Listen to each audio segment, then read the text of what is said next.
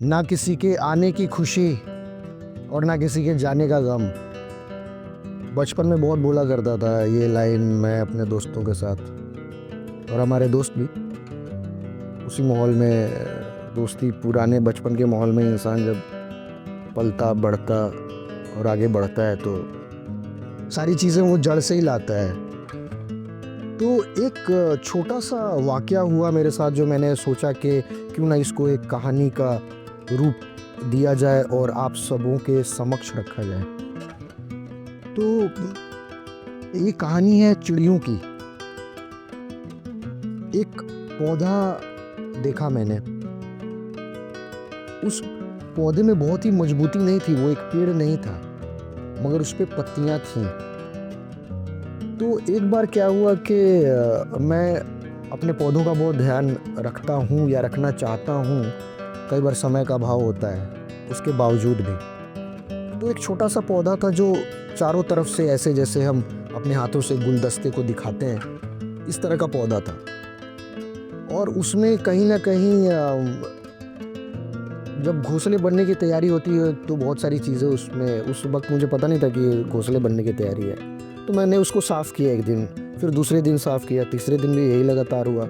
फिर मुझे लगा कि ये मैं तो कर नहीं रहा, कौन मेरे पौधों के साथ छेड़खानी कर रहा है। फिर मुझे एहसास हुआ कि एक चिड़िया वहाँ पे घोंसला बनाने की कोशिश कर रही है। और जैसे ही मुझे ये एहसास हुआ, मैंने अपने तरफ से पूरी कोशिश की कि ठीक है, उसे पूरा समय दिया जाए, और मैं वहाँ से हट गया, जिसको आजकल अंग्रेजी में कहते हैं स्पेस देना, जगह देना, उसे आरामदायक महसूस कराना कि ठीक है, तुम बनाओ अपनी जगह, चाहे वो पेड़ पे बनाओ या मेरे दिल में बनाओ अपनी जगह। और फिर मैंने उस जगह पे आना जाना छोड़ दिया कुछ समय के लिए, और 2 से 3 दिन के अंदर मैंने देखा कि बड़ा सुंदर सा घोंसला उसमें तैयार हो गया है।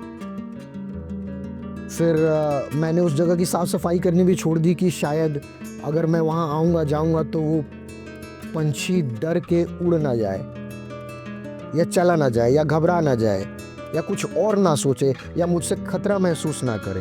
मैंने उसे पूरा जगह दिया, पूरा समय दिया। और कुछ दिनों के बाद मैंने देखा कि उसमें चिड़िया ने 3 अंडे दिए। आकार लगभग सेम ही था लेकिन छोटा बड़ा जैसा भी था। समय बीतता गया, उसके बाद वो अंडा जो है वो एक जीव के रूप में बदला, उसमें सांसें आईं, एक बच्चा धीरे धीरे बड़ा होता गया। फिर भी मेरा यही था कि मैं उन्हें डिस्टर्ब ना करूं, वो वैसे ही रहे, वो अपना घर बनाए, वो रहें। और चिड़िया सुबह सुबह उड़ जाती थी जैसे ही सुबह होती थी, और शाम को वापस वो घोंसले में लौट आती थी, और अपने जो छोटे बच्चे हैं, अंडे से लेके बच्चे बनने के वक्त तक वो हमेशा उसको रक्षा के रूप में, जैसे चिड़िया रक्षा करती है एक परिवार के तौर पे, परिवार के मुखिया के तौर पे वो कर रही थी। ऐसे समय बीतता गया। फिर उसके बाद जो बच्चे थे वो बड़े होते गए, फिर वहीं चहचहाने लगे, उड़ने लगे, अपने घोंसले से बाहर निकलने लगे। तो एक बार अब एक्चुअली वहाँ पे लाइट की स्विच थी जो मजबूरन मुझे, मतलब लाइट ऑन करने और ऑफ करने तो जाना ही पड़ता था।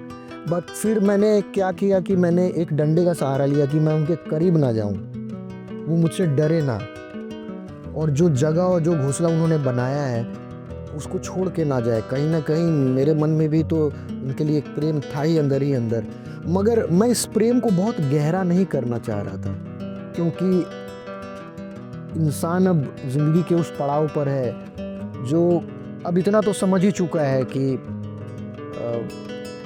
ज़्यादा प्यार का क्या नुकसान होता है या ज़्यादा नफ़रत का क्या नुकसान होता है। तो ना तो ज़्यादा प्यार बढ़ाना था और ना उसके प्रति कोई हीन भावना रखनी थी। तो मैंने एक बड़े डंडे का सहारा लिया कि मैं स्विच ऑफ करूं, ऑन करूं, और ऐसा चलता गया। उसके बाद जैसे जैसे चिड़िया के बच्चे बड़े होते गए, वो उड़ते चले गए।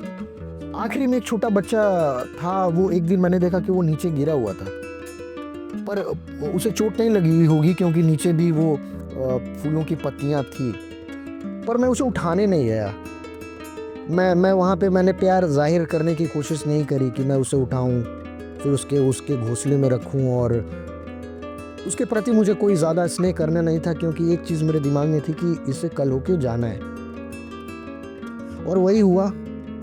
बट एक दिन ना चाहते हुए भी मुझे उसके करीब पहुंचना पड़ा, और वो बहुत डर गई और वो फड़फड़ाने लगी, और वो थोड़ी सी उड़ी आसपास। उड़ते उड़ते वो कुछ दूर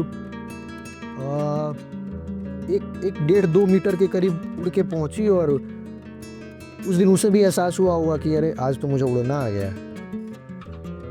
मैंने ज़्यादा दखल अंदाजी नहीं करी, मैं वहाँ से चला गया, और दूसरे दिन ही मैंने पाया कि अब वहाँ कोई चिड़िया नहीं थी और सिर्फ घोंसला रह गया था। कुछ दिन तक मैंने उसे उठाया नहीं, ये सोच कर के चलो शायद वो वापस आए या फिर कहीं दूसरी जगह गए हों कुछ समय के लिए। मैंने उस घोंसले के साथ कोई छेड़खानी नहीं करी। हाँ, उस जगह की साफ़ सफाई मैंने कर दी, सब सेट रखा, लाइट वाइट की व्यवस्था और कर दी। दिन बीते, 15 दिन बीते, महीना बीता, 1.5 महीना बीता, फिर ये महीनों में तब्दील हो गया। और उसके बाद फिर मुझे ये एहसास हुआ कि उन पंछियों के इंतज़ार में और घोंसले की सुरक्षा में मेरा पौधा कहीं ना कहीं एक सीमित हो गया, वो ऊपर नहीं बढ़ रहा। जो साइड से जो उसकी ग्रोथ हो रही थी वो तो हो रही थी, मगर बीच की जो जगह, जो सेंटर, जो किसी इंसान का दिल होता है, वो व्यस्त है, वो ऑक्यूपाइड है, और उसकी ग्रोथ नहीं हो रही, उसका नुकसान उसे हो रहा है। उस दिन मैंने सोचा और उस घोंसले को वहाँ से मैंने उतार लिया, और यकीन मानिए 4 से 5 दिन के अंदर मैंने ग्रोथ पाया। तो इस चिड़िया की कहानी से ज़्यादा मुझे ये बताना ज़रूरी था आप लोगों के सामने कि चिड़िया की तरह इंसान के दिल में और ज़िंदगी में भी लोग आते हैं, अपना घोंसला बनाते हैं, अपने ज़रूरत के हिसाब से अपना ठिकाना ढूंढते हैं, अपने समय को अच्छा करने की कोशिश करते हैं, एक दर्द पे मरहम लगाना या लगवाना चाहते हैं, और उस दरमियान आप एक दूसरे से ना काफ़ी साथ में वक्त बिताते हो, तो जिसका दर्द है वो मरहम लगा के ठीक हो जाएगा, वो तो चला जाएगा, मगर आपकी ज़िंदगी के कुछ पल जो है ना वो उसमें रह जाएंगे।